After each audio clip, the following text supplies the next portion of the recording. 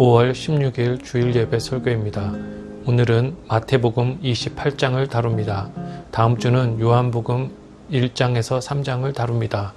오늘은 마태복음 28장 20절 세상 끝날까지 너희와 항상 함께 있으리라를 제목으로 하여 설교하겠습니다. 오늘은 공간복음 14번째 마지막 시간입니다. 다음 주부터는 요한복음을 살펴볼 예정입니다. 오늘의 본문인 마태복음 28장은 예수님의 부활부터 승천까지를 쓰고 있는데 마태복음과 누가복음의 마지막 장도 마찬가지입니다. 오늘도 사건들을 빨리 요약한 후에 본문을 상세히 들여다보겠습니다. 예수님은 유월절 어린 양과 세상 죄를 지는 제사 제물로 죽으시고 장사 지낸 바 되어 무덤에 묻히셨고 안식일 후 첫날 죽음에서 부활하십니다. 여인들이 먼저 무덤이 비었음을 목격하고 그 다음 베드로와 그리고 모든 제자가 빈 무덤을 보았지만 그들은 부활을 믿지 못하고 사람들이 예수님의 시신을 가져간 줄 알고 두려워했습니다. 이후에 부활하신 예수님은 제일 먼저 막달라 마리아를 직접 만나시고 그 다음 베드로 그리고 엠마오 마을로 가는 제자들을 만나신 후 다른 나머지 제자들을 만나십니다. 12 중에는 도마가 가장 마지막으로 예수님을 만났는데 도마는 부활에 대한 제자들의 불신앙의 전형을 드러냅니다.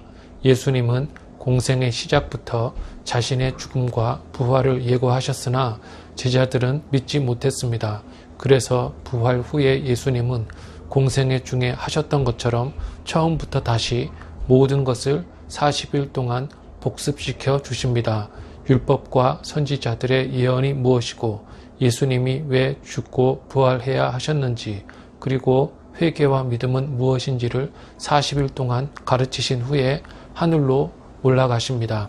갈릴리 북은 한 산에서 예수님은 가라 세상으로 라고 명령하셨습니다. 예수님은 감람산 베다니에서 승천하실 때 세상으로 나아가기 전에 예루살렘에서 기다리라고 당부하셨는데 제자들은 예루살렘에서 10일 동안 기도하면서 기다렸고 10일 후에 즉 오순절에 성령이 그들에게 내리셨습니다. 그럼 부활의 아침에 생긴 일부터 살펴보겠습니다. 우선 여인들이 중요하게 언급됨을 주목해야 합니다. 제자들이 도망간 갈보리 언덕에는 유대 지도자들, 구경하던 자들, 처형을 실행하던 로마 군병들 가운데 주로 제자들의 어머니들로 구성된 여인들이 십자가 아래 있었으며 그중 3 여인은 십자가뿐 아니라 빈 무덤과 부활을 목격한 중요한 증인으로 기록되는 영예를 하나님이 주셨습니다. 안식일 후 첫날에 여인들 중 3이 향유를 가지고 예수님의 무덤으로 갔습니다. 그런데 무덤이 비었음을 그들은 알게 되었고 무덤 안에서 천사는 예수님이 부활하셨으니 빨리 이 사실을 제자들에게 알리라고 촉구합니다. 여인들은 빨리 달려가 모여있던 제자들에게 말했고 제자들 중 베드로와 요한이 재빠르게 달려와서 무덤에 도착했고 무덤이 비었음을 목격합니다. 요약하면 예수님은 제자들로 하여금 빈 무덤을 먼저 보게 하시고 나중에 친히 그들에게 나타나셨는데 빈 무덤을 먼저 보이신 이유는 그것을 보고 제자들이 부활을 믿을 수 있는지 시험하기 위함이었습니다. 그러나 여인들뿐 아니라 제자들도 빈 무덤을 본 후에 예수님의 부활을 믿지 못했습니다. 이것은 사소한 사실이 아닙니다. 예수님의 부활은 신자가 믿어야 하는 것입니다. 자신의 예언을 이루지 못하고 죽음을 이기지 못하신 분을 경배할 수 없는 것입니다. 빈 무덤을 보이신 후에 예수님이 가장 먼저 만나신 자도 여인 중엔 막달라 마리아였고 제자 중엔 베드로였습니다. 그런데 마태복음에 따르면 예수님이 죽으신 후 대제사장들은 빌라도에게 부탁해서 무덤을 지키게 해달라고 요청했고 빌라도는 빈정되는 투로 허락했습니다. 그래서 경비병들은 무덤을 지키고 있었습니다. 그런데 갑자기 예수님이 부활하십니다. 경비병들은 무덤이 비었음을 대제사장들에게 알렸고 대제사장들은 병사들에게 많은 돈을 주면서 제자들이 시신을 훔쳐갔다는 소문을 퍼뜨리라고 시켰으며, 그래서 제자들이 시신을 훔쳤다는 소문이 한동안 땅에 두루 퍼졌다고 마태는 쓰고 있습니다. 즉 경비병들은 부활에 대한 일종의 또 다른 증인들이었으나 대제사장들에게서 돈을 받고 빌라도 앞에서 예수님을 십자가에 못 박으라고 외쳤던 무리들처럼 돈을 받고 거짓 소문을 퍼뜨렸으니 경비병들은 진정한 증인이 아니라 뇌물에 매수된 위증인인 것입니다. 제사권 독점으로 차지한 엄청난 부로 사람을 매수하는 것이 대제사장들의 습관이 되어 버렸는데, 인간은 그렇게도 물질의 약함을 우리는 알 수 있습니다. 가룟 유다로 배반하게 한 것도 돈이었고, 예수님을 십자가에 못 박으라고 외치도록 무리를 산 것도 돈이었고, 부활에 대해 위증하게 한 것도 돈이었습니다. 물질의 신앙의 원리가 좌우되지 말아야 함은 물론입니다. 그러는 동안에 혼자 무덤을 찾아가서 울고 있던 막달라 마리아를 예수님은 만나 주십니다. 막달라 마리아는 왜 기뻐하지 않고 울고 있었을까요? 부활을 믿지 못했기 때문입니다. 그럼에도 불구하고 제 생각에 막달라 마리아가 유명한 이유는 두 가지인데, 첫째는 그가 빈 무덤을 가장 먼저 보았다는 것이고, 둘째는 부활하신 예수님을 제일 처음 만났다는 것입니다. 부활하신 예수님은 막달라 마리아를 만나신 다음에 베드로를 만나시는데, 이것은 신약 성경이 여러 곳에서 언급하지만 상세한 정황을 설명하지는 않습니다. 그리고 예수님은 엠마오 마을로 가는 두 제자를 만나십니다. 길에서 예수님은 십자가 사건에 낙심한 그들에게 일어난 모든 일들의 의미를 가르쳐 주셨는데, 그들이 모든 것을 깨닫자 이분이 예수님이신 것을 알게 되었고, 바로 그때 예수님은 그들 앞에서 사라지십니다.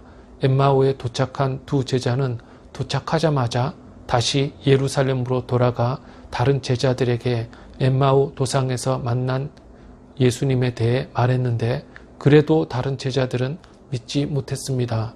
누가복음에 따르면 두 제자 중 하나는 글로바로 작은 야고보의 아버지 알페오로 추정되는데, 왜냐하면 야고보의 어머니가 글로바의 아내로도 언급되기 때문입니다. 그리고 예수님은 나머지 제자들을 만나십니다. 예수님이 빈 무덤을 보이신 순서와 만나신 순서를 성경이 강조하고 있다는 사실을 저는 신기하게 여깁니다. 이는 예수님이 어떤 사역을 하시든지 어떤 계획과 의도를 가지고 하셨음을 우리는 알 수 있습니다. 예수님이 부르신 첫 제자였던 베드로는 12 중 빈 무덤을 처음 본 자로뿐 아니라 부활하신 예수님을 처음 만난 자로 성경은 기록합니다. 그러나 텅 빈 무덤 사건과 부활하신 후에 제자들을 만나신 사건이 드러내려는 또 하나의 사실은 제자들에게 믿음이 적었다는 것입니다. 빈 무덤을 먼저 보게 하신 후에 나타나신 이유는 부활하신 예수님을 직접 뵙지 않고도 믿게 하기 위함이었는데, 아무도 그러지 못했습니다. 제자들은 부활하신 예수님을 보고도 믿지 못해 귀신이라고 외쳤고, 결국 예수님 몸의 상처를 만지고야 알 수 있었습니다. 신자는 말씀을 듣거나 읽고 믿을 수 있어야 하며, 예언을 읽을 때는 분명히 이루어지리라고 믿어야 합니다.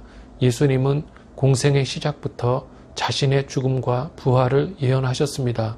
누구보다도 가장 부활을 굳게 믿어야 했던 제자들이지만 그들은 믿지 못했고, 결국 예수님의 상처를 자기들 눈으로 직접 보거나 만진 후에야만 믿을 수 있었는데, 믿기 전까지는 자신들이 시체 도둑으로 잡힐까봐 두려워했던 것입니다. 제자들이 부활을 믿지 못했다는 사실은 그들이 예수님이 세울 나라에서 누가 큰 자리를 차지할지 마지막 날까지 서로 논쟁했다는 사실에서 잘 알 수 있습니다. 3년 동안 예수님 아래서 가르침을 받아도 부활을 믿고 받아들이기는 여전히 힘들었던 것입니다. 도마처럼 상처를 만져서라도 믿을 수 있다면 그렇게 해야 하지만 보지 않고 믿는 자가 복이 있으며 말씀을 듣고 믿는 자가 복이 있는데 우리 모두 보지 않고 믿는 자입니다. 성경과 특히 복음서의 기록 목적은 예수님을 믿게 하기 위함인 것입니다. 그래서 예수님은 부활 후 40일 동안 제자들을 다시 가르치십니다. 누가복음에 따르면 40일 동안 예수님은 율법과 선지자의 핵심, 그리스도의 죽음과 부활, 죄사함을 받게 하는 회개에 대해 다시 가르치십니다. 구약에 있는 10계명의 핵심을 어떻게 이해해야 하는지에 대해 산상수훈을 다시 복습시키시며 구약의 선지자들, 특히 이사야가 메시아에 대해 어떻게 예언하고 예수님이 그것을 어떻게 성취하셨는지 다시 설명하시며 그래서 예수님은 왜 죽으시고 부활하셔야 했는지 예수님이 유월절 어린 양으로 제사의 제물로 죽으심으로 구원 사역을 이루셨으며 우리가 어떻게 하면 구원을 받고 죄사함을 얻는지를 처음부터 다시 가르쳐 주심으로써 직접 보고 따르며 배웠던 제자들이 이제는 예수님이 누구시며 자기들의 사명은 무엇인지를 완전히 이해할 수 있게 하셨던 것입니다. 여기서 예수님의 부활하신 몸에 대해 언급할 필요가 있습니다. 부활 후 예수님의 손과 발에는 못자국이, 허리에는 창에 찢기신 자국이 있었으나 그의 몸은 이전과 달라지신 것 같습니다.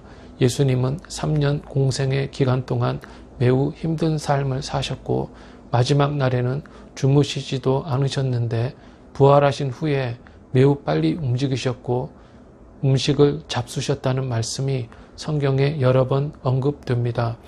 이는 예수님의 육체적 부활을 부인하는 혹자들의 사악한 억측을 일소하는 것입니다.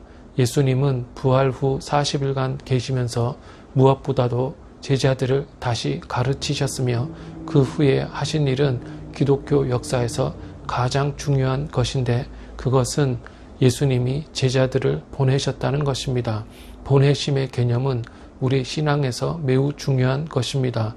어떤 신자들은 마태복음 마지막 두 절을 가리키면서 이것을 대위임 명령이라고 부릅니다.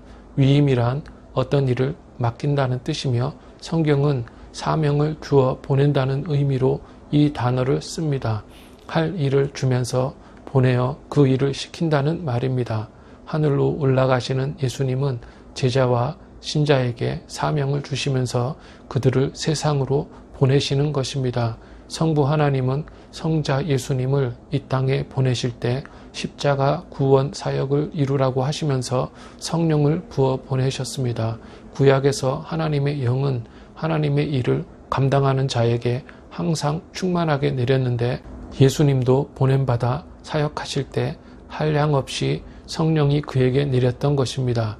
예수님은 세상에 계시면서 가르치고 병자를 고치고 기적을 행하는 일을 통해 자신이 하나님의 아들임을 드러내셨으며 인류의 죄를 위해 십자가에 죽으시고 부활하심으로써 구원 사역을 완수하셨는데 그러시는 동안 많은 사람들이 하나님의 자녀가 되었으며 동시에 제자들을 훈련시키셨습니다.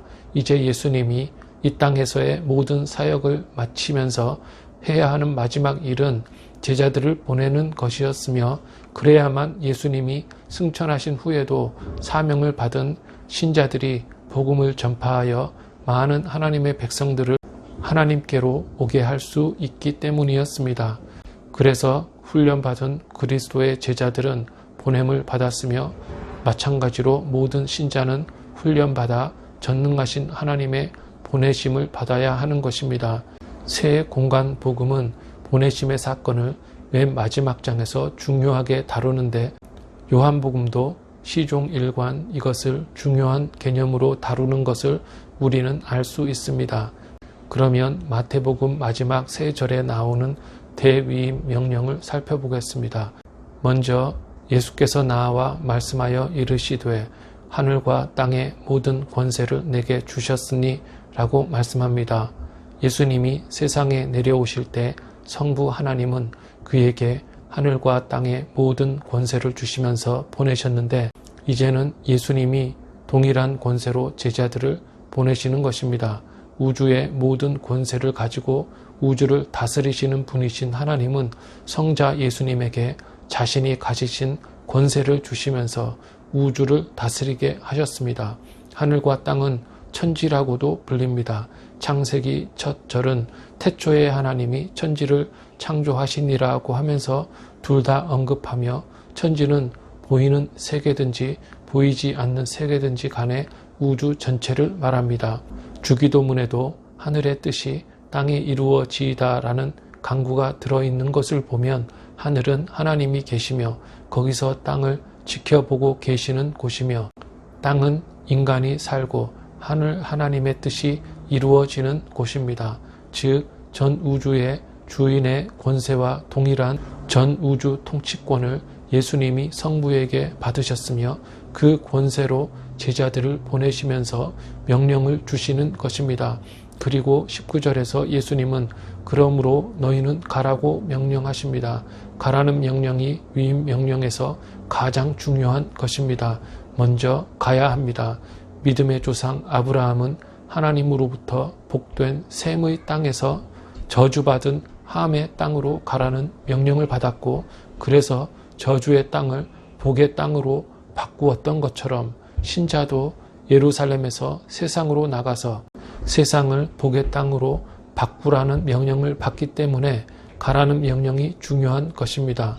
여기서 구약과 신약의 명령을 대조할 필요가 있는데 구약에서는 오라고 한 반면에 신약에서는 가라고 한다는 것입니다. 구약에서는 이스라엘인에 대한 오라 성전으로 예루살렘으로 오라는 명령이 중요했습니다. 왜냐하면 하나님을 믿고 예배하는 장소인 성전은 또한 하나님의 임재의 상징이며 거기서 예배해야만 진정한 예배로 간주되었기 때문입니다.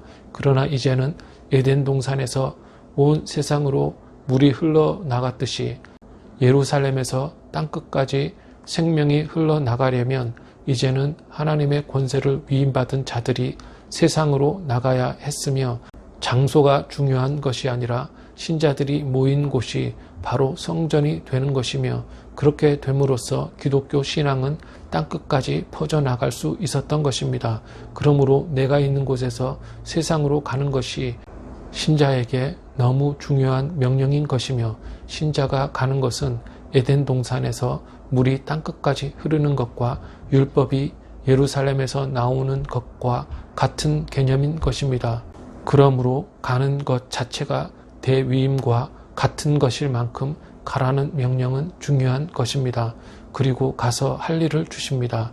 예수님은 28장 19절에서 20절에서 그러므로 너희는 가서 모든 민족을 제자로 삼아 아버지와 아들과 성령의 이름으로 세례를 베풀고 내가 너희에게 분부한 모든 것을 가르쳐 지키게 하라고 명하십니다. 모든 민족이라는 표현은 민족, 지역, 혈통을 따지지 말고 어디서나 하나님이 명하시는 곳으로 가서 누구에게나 전하라는 것입니다. 구약에서는 이스라엘 민족 개념과 다윗의 혈통이 중요했지만 이제는 구원이 민족과 혈통을 초월하여 전파될 것입니다. 이제 복음은 한 민족에 속한 개념이 아니라 만민을 위한 복음이 되는 것이며 비이스라엘인 즉 이방인도 믿을 수 있게 되었던 것입니다.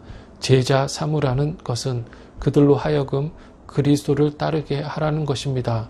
나를 따르는 자가 아니라 그리스도를 따르는 자가 되게 하라는 것입니다.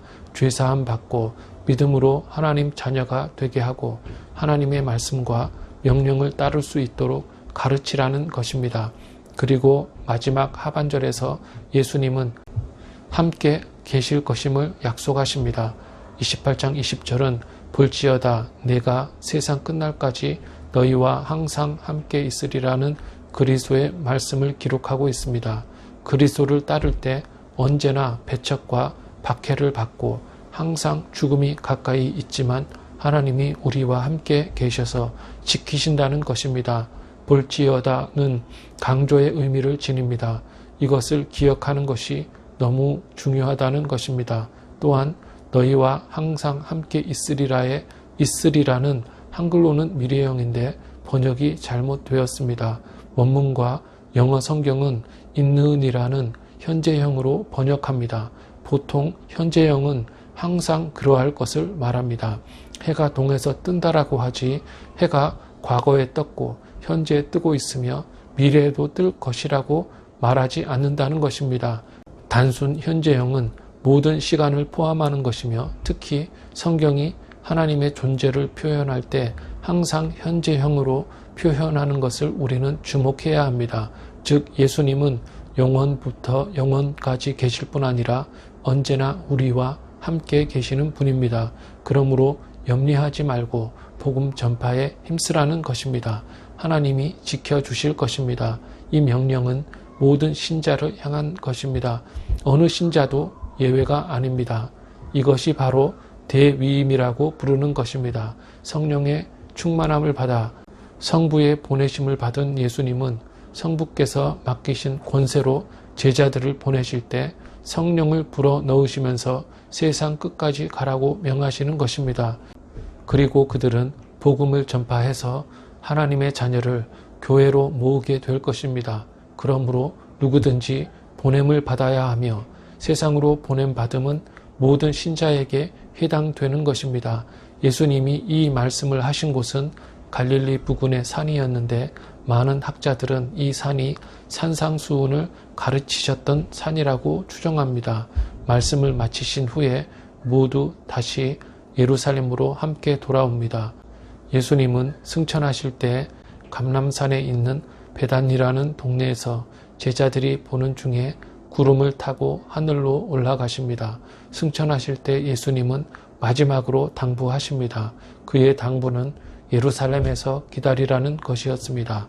제자들은 예루살렘에서 기다렸고 10일이 지나자 오순절 사건이 일어났습니다. 오순절 때 제자들은 성령을 받았으며 이후 복음이 폭발적으로 전파되어 초대교회가 세워졌던 것인데 구약의 성전은 예루살렘에만 있었지만 이제 신약 경륜의 교회는 예루살렘, 유대, 사마리아, 안디옥, 갈라디아, 소아시아 그리고 및 땅끝으로 여겨진 로마까지 전파되었고 이 모든 곳에 교회가 세워졌던 것입니다. 그럼 이제 말씀을 맺겠습니다. 오늘 본문은 예수님의 부활부터 승천까지를 다룹니다. 빈 무덤을 보고도 부활을 믿지 못하고 예수님을 직접 만나도 믿지 못하던 제자들을 예수님은 다시 가르치셔서 세상으로 보내셨음을 우리는 봅니다. 지금도 하나님은 그리스도를 통해 인간을 구원하시고 그리스도를 따르게 하시며 말씀으로 양육하신 후에 그들을 세상으로 보내십니다. 모든 인간은 신자가 되어야 하고 신자는 보냄을 받아야 하며 보냄을 받은 후에 땅끝으로 가서 복음을 전파하여 복음을 받은 자들로 하여금 그리스도를 따르게 해야 합니다. 이것이 바로 신자의 사명인 것입니다. 보냄을 받은 신자는 보내시는 이 곧 하나님의 권세로 보냄을 받아 가는 것이며 성령의 충만하게 내리심 가운데에 가는 것이며 하나님의 사자로 가는 것이며 하나님은 세상 끝날까지 그들과 함께 하실 것입니다. 우리는 그냥 세상에 그냥 왔다가 그냥 가려고 여기 세상에 온 것이 아닙니다. 보냄을 받고 보내신 사명을 감당해야 합니다. 부르심을 받아야 하며 그리스도를 따라야 하며 보냄을 받아야 합니다. 성도 여러분, 보냄받아 가서 어디에 이르든지 거기서 복음을 전파하는 여러분이 되기를 주님의 이름으로 축원합니다.